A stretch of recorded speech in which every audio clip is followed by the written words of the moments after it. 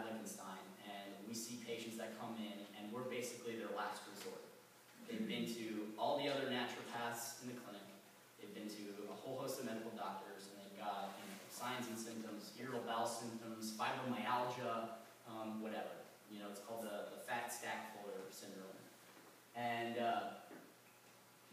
we teach them how to breathe. We teach them how to breathe, and their blood pressure drops 12 points within, 5 minutes. And that's not like unheard of. It's based in solid science. And I think if we can just harness this and get it out, we can really make a difference. Because when you see hypertension or high blood pressure or things like that, again, what are we going back to? We're going back to a stress response. That's constricting the amount of blood flow that's getting to your brain, it's getting to different areas of your body, and inhibiting its function. So we can get impaired cerebral circulation, so the amount of blood that gets to your brain. Well, let's talk about cardiovascular symptoms first. We can see EKG changes with ST depression, syncope or faintness, chest pains and angina, palpitation and arrhythmias, and a fast heart rate. So angina and chest pain can kind of mimic, it's your heart's literally not getting enough oxygen to it. And there can be nothing wrong, there can be no block in your coronary arteries. It can simply just be that there's so much, the CO2 concentration has changed, and you've constricted that artery. And so it doesn't have enough blood flow, not because it's blocked. Well, it's blocked because its diameter has shrunk, not because there's something impeding its flow.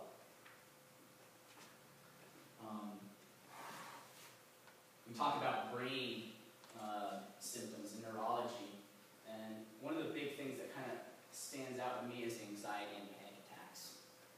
I would freak out too if the amount of blood flow that went to my brain was decreasing. I don't think that that's a weird thing. Your body says, oh my God, I don't have enough blood, I don't have enough oxygen, and neurons in your brain start to die within minutes of not being properly oxygenated.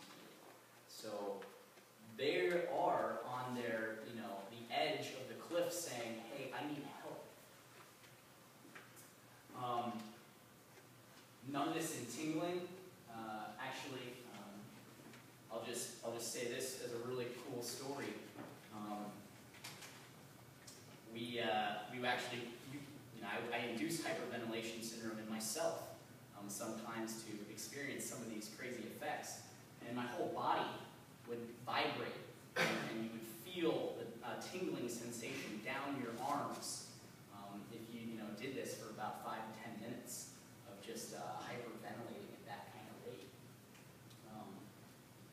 Again, impaired concentration, poor stamina, headaches, sleep disturbances. One of the main things that our breath has a function on is balancing out our nervous system, which if we think of as two really simple functions as fight or flight, so run for your life, and rest and digest.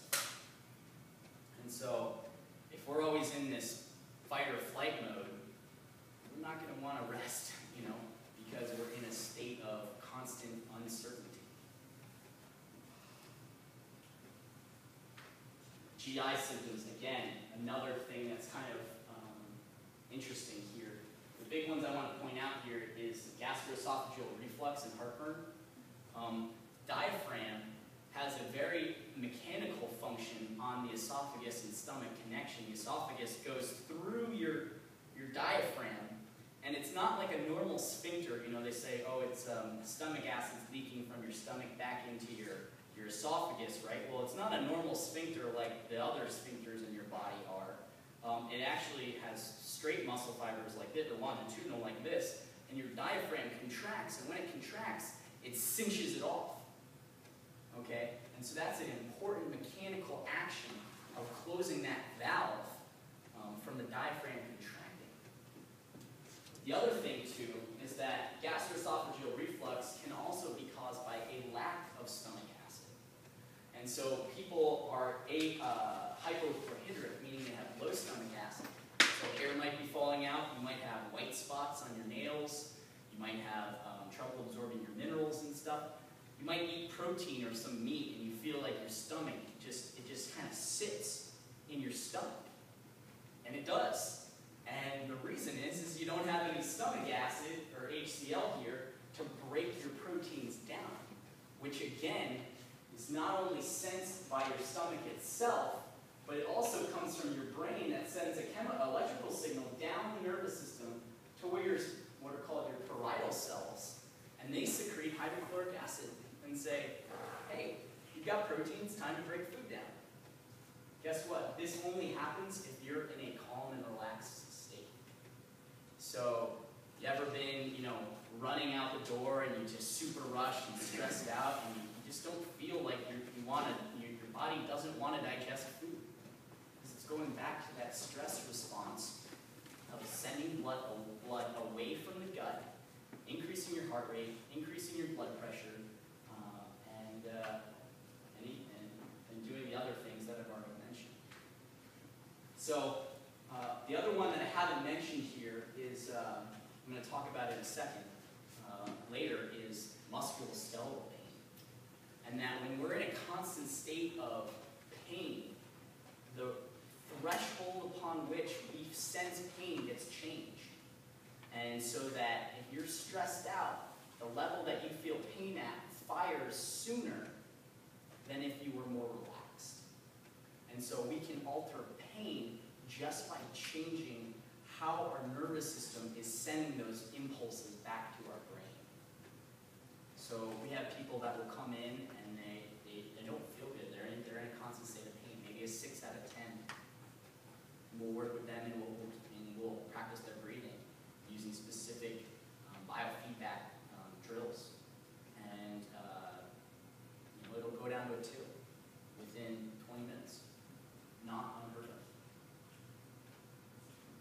So this is just a little diagram. I know it's not too applicable to you guys, but this is just CO2 where it's coming from. It's coming from inside your cells, specifically your mitochondria, or your main powerhouse of energy production, and you're always producing CO2. And this is how your body gets rid of it. So you produce CO2, it mixes with water, gets into your blood, diffuses, and then you breathe this off. So if we change this equation to somebody who's in a state of hyperventilation, it's going to affect this right here, which is called your bicarbonate, which is what's buffering this hydrogen ion, which changes that acidity of water that I talked about. And so if we change this, your body says, okay, you're in a state of chronic hyperventilation. I'm going to excrete. I'm going to pee this out because I don't need this anymore. So I pee this bicarbonate out, and now all of a sudden, you've changed the set point. So in a normal breathing person, their set point is between 50 and 30 in terms of a pressure of CO2, partial pressure, normal about 40. And then when you go to chronic hyperventilation, you change it from 50 to 30 to 45 to 25. And you now feel the symptoms of air hunger and cerebral vasoconstriction or anxiety at a much faster rate. So when someone is chronically anxious and they're trying to breathe at a different rate, they're going to freak out because their body doesn't have the ability to buffer this, and so it's going to take time to regain that.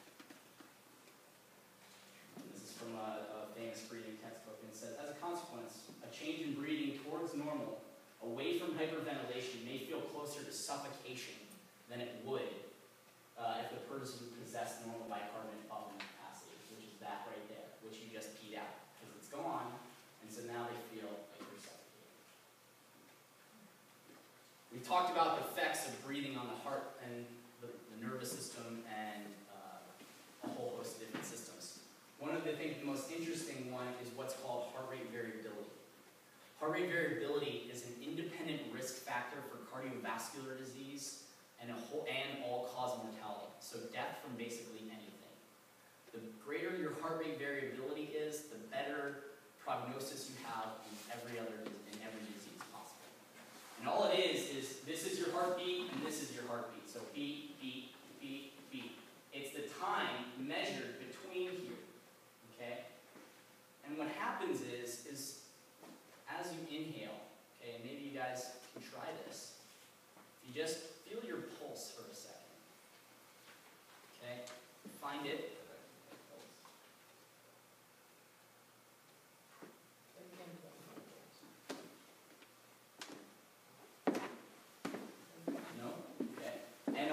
notice is if you breathe in, right there. Feel it?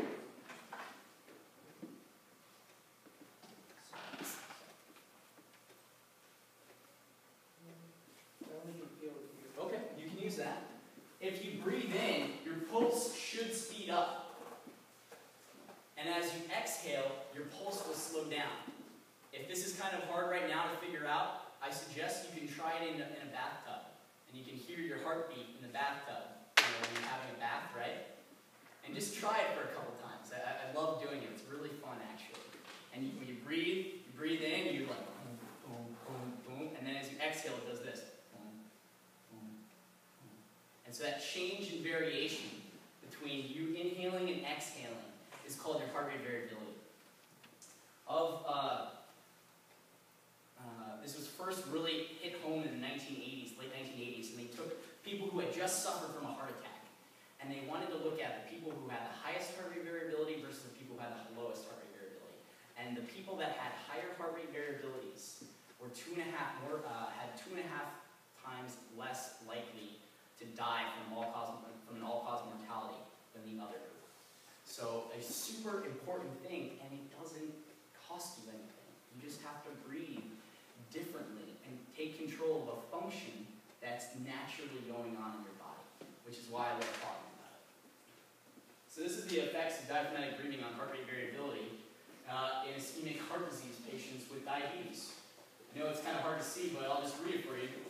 The regular practice of diaphragmatic breathing significantly improved heart rate variability with a favorable prognostic picture in ischemic heart disease patients who have diabetes. Here's the take-home message. The regular practice. It doesn't need to be long. We recommend 10 minutes a day to all of our patients, to everyone that we see in the clinic.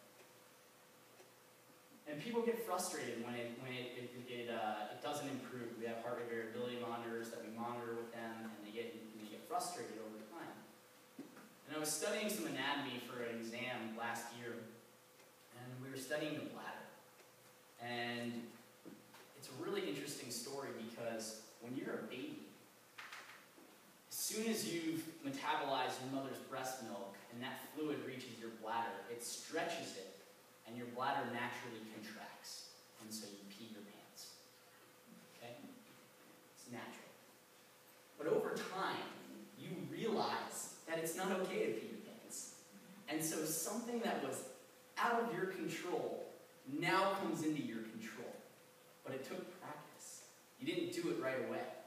And I think a lot of times in society, if we don't get it right away, we just give up on it. And I think that the message here is that with breathing can yield tremendous benefit, but you have to practice it. And it will have profound impact. Another study looking at biofeedback in the treatment of coronary artery disease. And this basically says the same thing that I just said, that at 6 weeks, and at 6 weeks, and I think, at 6 weeks, the people that were training and not training didn't have a difference in their heart rate variability. So you were practicing, just like you were practicing not to pee your pants for 6 weeks, and you still didn't get it. But at 18 weeks, they were significantly different. So it took time. Over 4 months, boom, they saw these changes, and I was willing to put, my stamp saying, I bet a lot of other things improved too. So what I'd like to do now is I'd like to spend a few minutes, and we're going to do a breath inquiry. Okay? So I'm going to grab this chair. We're going to kind of just develop some awareness about our breath. This is one of the things that we do with our patients here. And I'd like you to just close your eyes and put one hand on your chest and one hand on your abdomen. And just relax, eyes closed, releasing any tension you have. Feeling your sit bones as they sit in the seat. And I'd like you to notice which part of your body moves the most.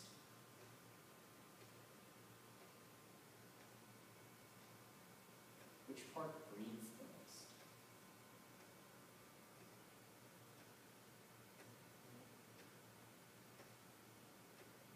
Which part of your body moves first?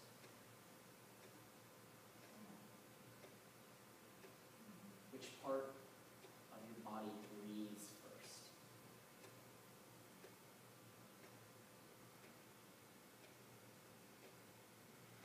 Can you follow where your breath begins? Following it all the way down to where you first feel it?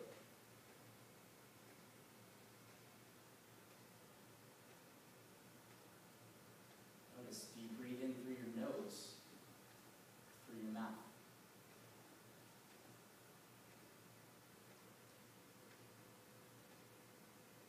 What's the rate of your breath like?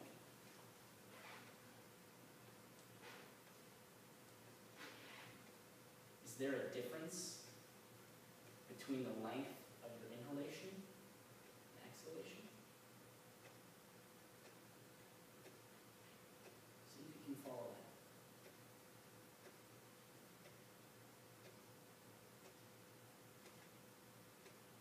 Are they equal? Or is one longer than the other? Or shorter?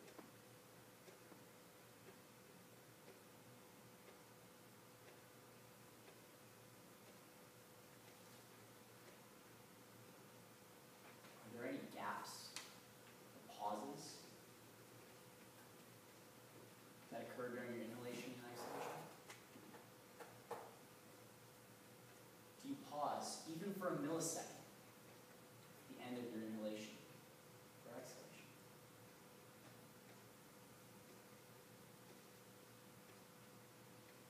Is your breath shallow or deep?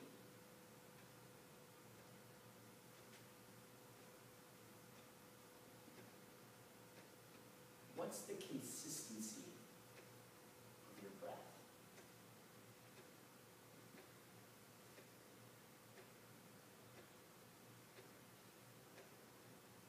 Does it flow evenly and smoothly?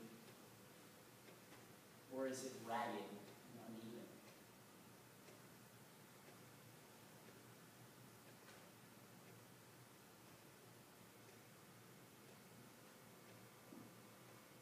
How would you describe your breath? Shallow. You're supposed to answer that. Just hold it, we'll talk about it in a second, yeah. And finally, observe your posture. Are any muscles tense?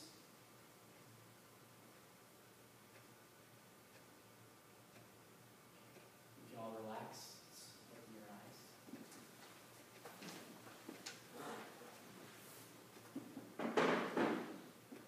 So, this is one of the first steps that we do, is to bring awareness to our breath.